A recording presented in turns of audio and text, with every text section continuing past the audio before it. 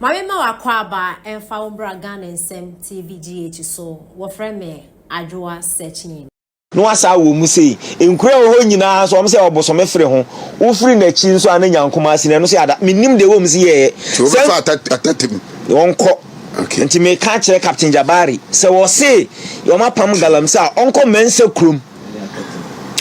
mense krum Galamsey ekoso eno no obosome fere ho isi nyo economy me de mesre kroma ni nyina ne se ohene ba se dem din kan Galamsey ne de sika de bia wo benya bi sesie yo ba wo hwe 20 ena me de manso atwere aye example no ko ho sesie akohwe enkwara ye wo mu nyina most of them ohene ba ni o manso atwere mfiri enka se meboa enkro ni bebre wo manso area hono a 20 years ago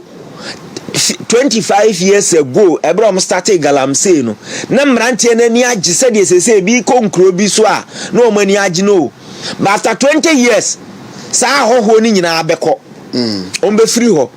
sa tem na afi o masem nsase ensu amonom obanom oba benyinsen afi obon se embryo na e developing na e deformed akora ne beba no bon se bia ne nsa ba ko ni ho nani ni funu mani ho afi na obehu se se sika na ogie no se na asa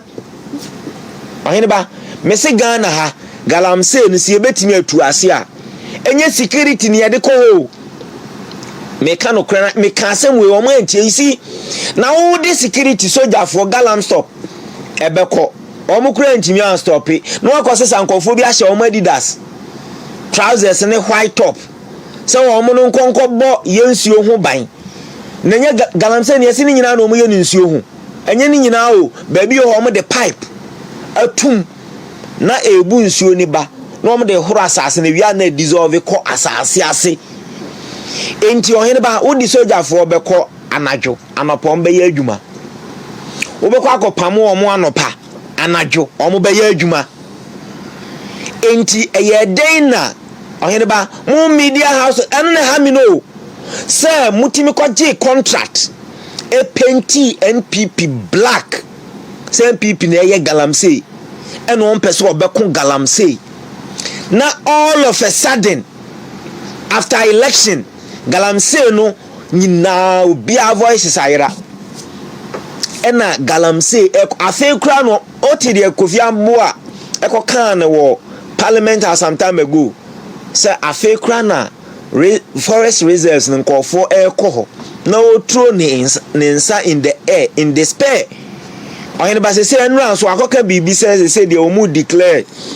Galamsey say terrorism into obi a oye bia terrorist ohene ba say cancel obi a terrorist you dealing with the iron hands and soft gloves so be as terrorists they are sending kan na no akuno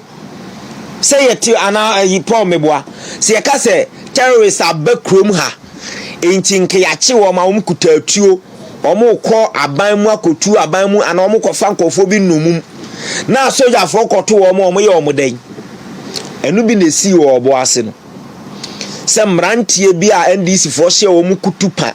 say wo mo ba wo mo be mo makoye Galamsey wo mo nya akukuduro eko AGA concession mu se o maban na abanti na waban na aba Ghana na yawodia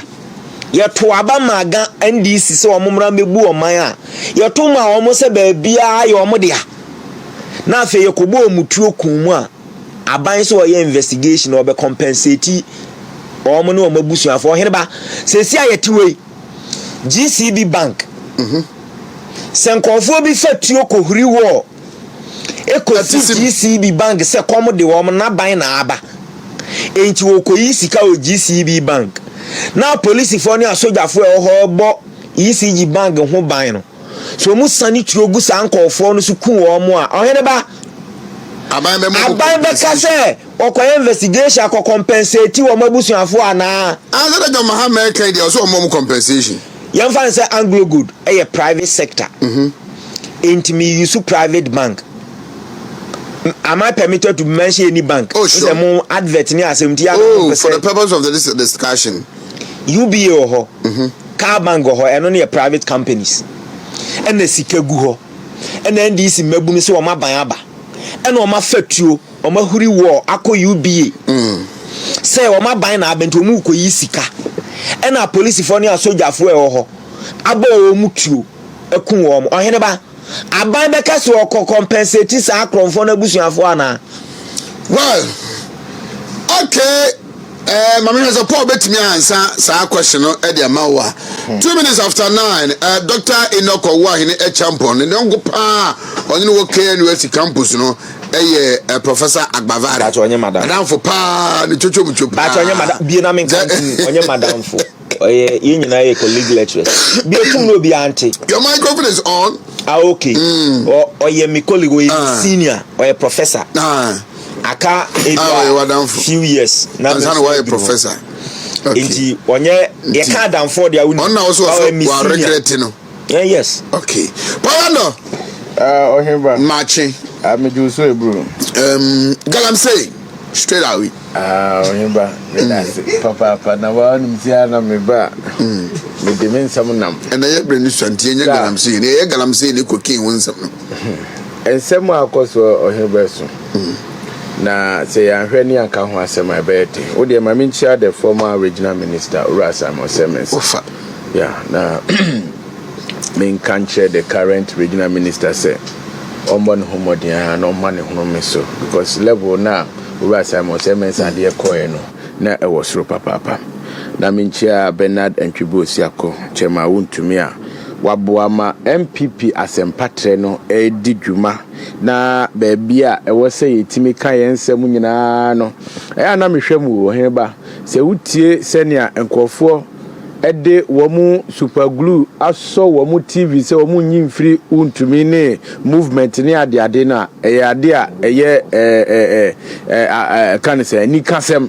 we say there was session of people be a so mo ti bibi bone fa NPP ho a na ade a ha wo mo papa nanso mo de madwen se ensempa ene nsem a ema akoma ba fom